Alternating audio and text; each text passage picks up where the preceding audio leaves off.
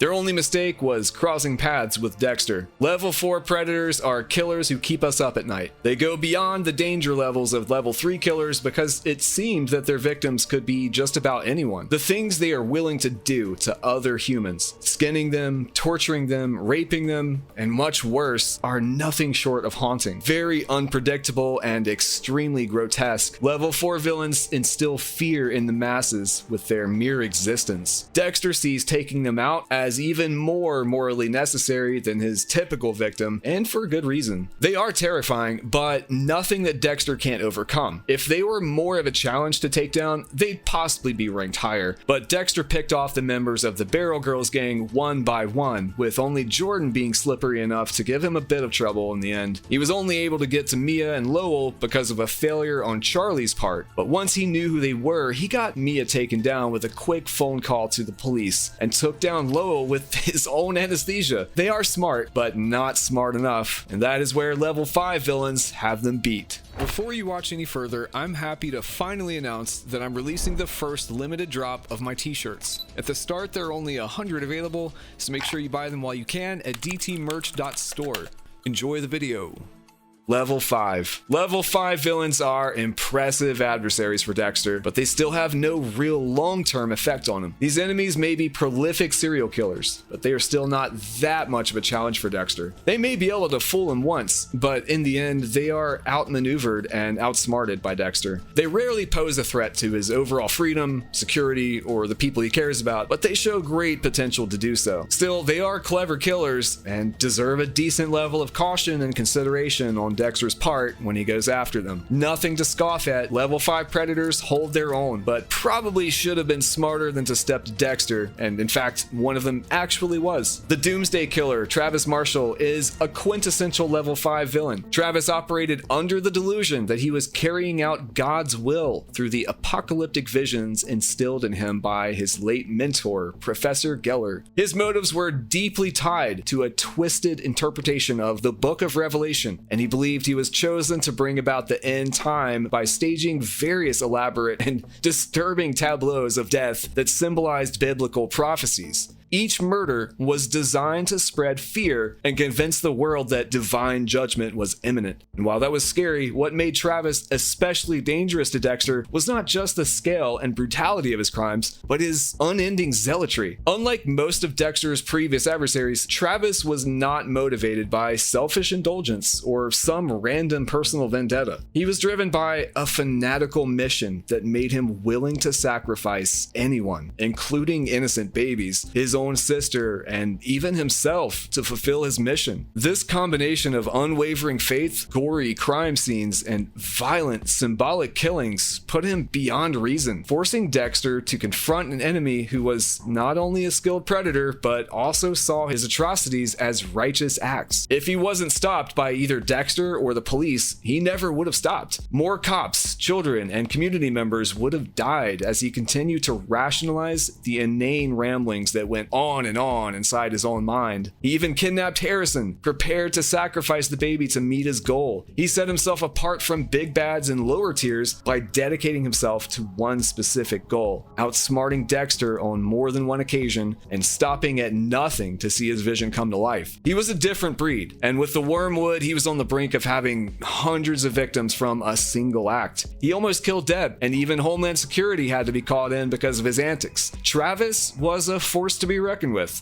kept Dexter on his toes, and remained relentless and defiant till the very end. Many people found season 6 corny and over the top, but that doesn't detract from the threat Travis posed. Luckily, Dexter was able to pull out a win and get him on his table before he could cause any more damage. He outsmarted Travis with a bit of trouble, but was still capable enough to get him on his table before he could sacrifice another innocent person. Al Jolly Walker was a member of Leon Prater's serial killer collection, meaning that Leon considered him to be one of the best when it came to murdering people. Perverse as it may be, that's pretty high praise coming from such an influential person, and upon closer inspection, it's clear to see how he got into Prater's inner circle. With a reported 19 victims, Al made his mark in Wisconsin, and no doubt doubt has women in his region on edge. Al's MO is to lure his victims to him using charm and charisma. He has an inviting smile and a naturally welcoming nature. Once he has them in his clutches, Al gleefully strangles his victims to death before cutting off their ponytails with scissors to add to his collection. He is clearly pretty smart because he knew better than to let himself be alone with Dexter after all of the other members of Prater's serial killer circle dropped like flies around him. Even though Dexter was fully prepared to take him out, Al stood him up and fled back to Wisconsin to save his own skin. He also knew better than to even let on what area of the state he lived in. Unfortunately for Al, Dexter found his file in Prater's vault, revealing his last name and so much more, so it's only a matter of time before he ends up with a knife in his chest. Still, he is a prolific killer, an expert in manipulation, and the only person in Resurrection who was able to shake Dexter. Underestimating him is exactly what he wants from people, but only a fool would do that. Another example of a level 5 enemy would be the Gemini Killer. Actually, a set of twins, these brothers were smart enough to fool everyone around them. Despite heavy vetting from Leon and Charlie, only Dexter was able to figure out that there were two Gareths. They had a very macabre MO and staged the bodies of their victims, always killed in pairs, in the formation of the Gemini zodiac symbol. It's not clear what motivated them, but they had at least 32 known victims and were at the top of the FBI most wanted list by the time Dexter got to them. Not only that, but Gareth was able to find where Dexter was really living in New York, meaning he told Dexter without him even realizing it. They were a Mensa member and graduated top of their class, so there is no doubting their intellectual prowess. Unfortunately, they were not smart enough to check their own egos. Tracking Dexter to his house is a great way to find yourself wrapped up in plastic, but Gareth thought he was always the smartest and most capable person in any room. That arrogance caused him to underestimate Dexter, and as expected, he was the first of the Gemini twins to die. The next one was also overly confident, so confident in fact that he had the audacity to try and kill Dexter with a wine glass in front of everyone. One of Prater's rules is not to turn on the group, so doing it in front of him was foolish altogether. Even if he had managed to kill or wound Dexter, what was the plan after that? He couldn't tell them all that Dexter killed his brother. He wasn't supposed to have one. Prater would have kicked him out of the group at best, or had him killed as he did with the Can Clubber and Lady Vengeance at worst. There was no forethought. His emotions got the best of him, and even then, Dexter managed to kill him and still ended up looking like the victim. For the average person, the Gemini killers may have been a real threat, but for Dexter, even the surprise of there being two of them didn't stop him from taking them out with ease. Highly intelligent, incredibly elusive, and deeply disturbed, Gemini was an admirable opponent, but no match for Dexter. Maybe if one of them had managed to stay alive or land even a single blow to Dexter, physically or psychologically, they would be level 6 villains, but as it played out, they just weren't as impressive as they thought they were. Level 6 adversaries, regardless of body count, are simply more impactful to the storyline than Gemini managed to be. Level 6. Aside from being scary, each villain in this tier has the ability to threaten Dexter's safety and security in a real way. Tier 6 villains have various types of power, but they play to their strengths extremely well. They may not know everything about Dexter, but they most likely know that he is a killer, and with what they've learned about Dexter, they could get him put in prison and could have even killed him or a member of his family. Hannah McKay can be considered a level 6 villain for a few reasons. She is an incredibly crafty killer. She was a killer from a young age, but managed to get off with just a few years in juvie because she was a minor. She willingly aided her older boyfriend Wayne Randall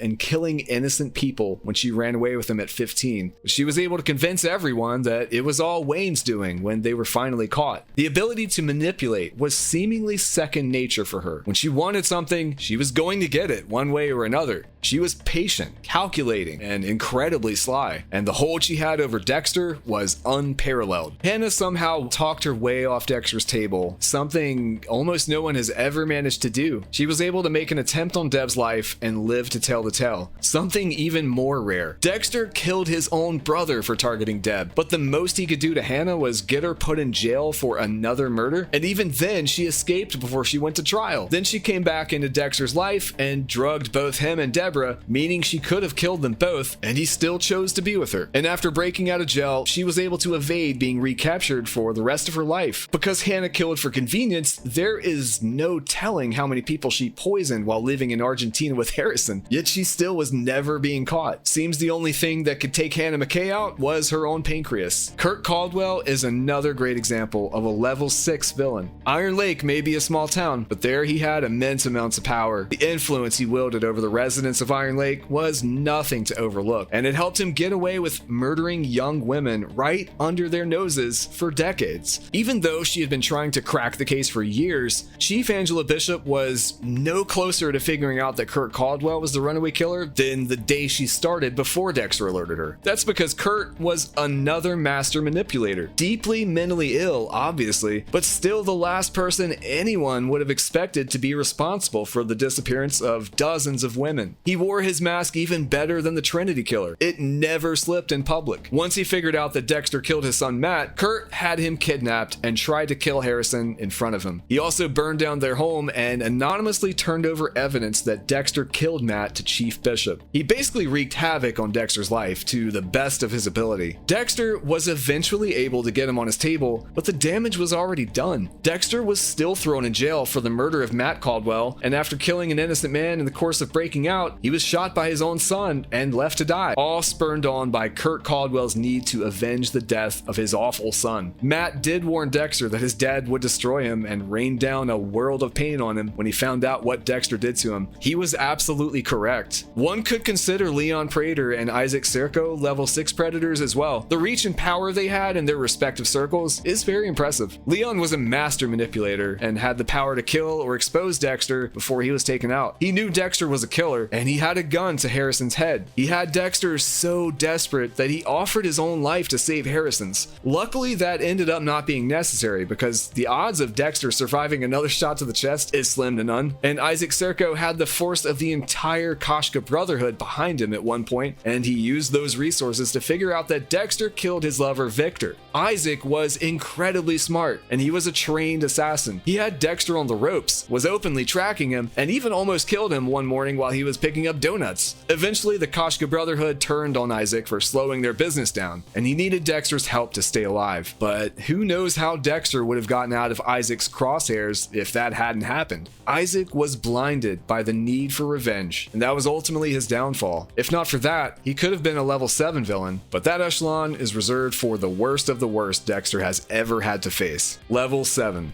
In this tier, the villains are the big bads who had unmatchable reach, operated undetected for decades, and caused Dexter such psychological harm that he found it difficult to recover. These big bads are ruthless to everyone, even their own families. They are highly manipulative, intelligent, and blend into a crowd without so much as a second glance. To stop these villains, Dexter had to make incredibly difficult choices, and they didn't always pan out. After facing off against the villains in this group, Dexter was left reeling. His life was in shambles, and he found himself on the back foot, even running away. Even though Dexter managed to get them done and away with, it wasn't until after their brutality was fully showcased and their impact on him personally was irreversible. They made Dexter's life so much worse, and even in their death, he couldn't find relief from what they'd done. A good example of a villain in this tier would be Brian Moser. After leaving the Tampa mental facility where he was left to be treated as a child, he immediately started killing. He started with the therapist who tried to keep him and Dexter apart even as adults, and then went on a killing spree to exact revenge against the people who made his life difficult in foster care. He even killed an elderly social worker without a second thought. His ability to hold a grudge is unlike almost anyone else in the series. After murdering those victims, he may have continued killing before beginning his ice truck killer horrors, so his total victim count is unknown, but it's definitely in the double digits, and he managed to evade police up until the very end. He almost killed Deb, which would have had a major impact on Dexter, and even though he didn't pull that off, he still managed to scar Dexter in a very profound way. Until Brian came back into Dexter's life, he had no memory of what gave him his dark passenger. By reminding Dexter of his mother's murder, he undermined the relationship he had with Harry and made him second guess a lot of the things he thought he knew about himself and his upbringing. Brian Moser is one one of the very few deaths we have seen Dexter become emotional about. Saving Deb was a test of morality, loyalty, and psychological toughness. Despite finding himself on one of Dexter's kill tables in the end, the ice truck killer was not the villain to underestimate, and he left his mark on Dexter's life and the lives of countless others. With his charm, ability to camouflage, and deranged MO, Brian was an apex predator, just like his brother. And he didn't even have a Harry to teach how to avoid detection. He was just that good. Another villain you'd find in this group is Trinity. Does this even require explanation? He operated as an active serial killer over 3 decades, undetected by even the FBI, and had over 250 kills. Despite being a deeply disturbed psychopath with a hair-trigger temper, he somehow managed to fool everyone around him into believing that he was a normal, church-going suburbanite with the picture-perfect family. And he pulled this off for decades. The only reason he ended up on Dexter's radar was because of Frank Lundy's pursuit. Dexter proved his abilities by identifying the Trinity killer in record time. Despite knowing his identity after watching him bludgeon a man to death on camera, even Dexter found himself enamored with Arthur, just like everyone else around him, from church mates and neighbors to employers and fellow volunteers, just not his family. In the end, Trinity was able to give Dexter and fans alike one of the toughest blows in the show's history by killing Rita Morgan before Dexter could get him on his table. Trinity is in this tier also because he is maybe the most memorable big bad in the entire Dexter universe. Season 4 is a standout season in this series. That is due in no small part to Trinity being one of the most mentally ill, organized, and terrifying murderers to find himself on Dexter's table. In a way, he almost stands alone. But there was one more killer who wounded Dexter so deeply that he abandoned his job, cover life, and even his own son, and that seems so difficult that he deserves a place in this level as well. Oliver Saxon, aka Daniel Vogel, aka the Brain Surgeon, has earned his place as a level 7 predator, despite being largely despised by viewers. But given how prolific he was from a young age, and the final blow he dealt to Dexter, it's no question that the Brain Surgeon was one of the toughest villains he ever faced. Ruthless doesn't even begin to describe Daniel's personality. He burned several children to death in a fire while only being a child himself. He was smart enough to steal the identity of another deceased young person and move across the world back to the States while he was only a teenager. There is no telling how he pulled that off, but once he did, he started his own villain arc, and once he was of age, began tormenting Dr. Evelyn Vogel, the mother he believed rejected him. Killing people by cutting into their brain while they are still awake and not even sedated is possibly one of the most nightmarish ways to dispatch someone, and Daniel did it without so much as a wince. He killed innocent children, women, cops, and even slit his own mother's throat. His heartlessness knows no bounds, and as if that wasn't bad enough, he shot Deb and sent her to the hospital with an injury so bad she had a stroke after surgery, leaving her permanently brain dead. He went to the hospital to try and shoot her point blank as she lay powerless just to finish the job. For Dexter, there was no coming back from that. He did manage to kill the Brain Surgeon, but it meant nothing now that Deb was gone. What he did to Deb was so painful to Dexter that he took his sister off of life support and buried her at sea before fleeing Miami completely. By damaging Dexter that thoroughly, Daniel Vogel proved to be one of the most intimidating opponents of the series. Even if his MO was a bit far-fetched, the Brain Surgeon was callous, cunning, and nearly unstoppable, just like all of the level 7 predators. If you enjoyed this video, be sure to check out our video breaking down every kill Dexter ever performed for a closer look at how Dexter overcame these villains, no matter their power level.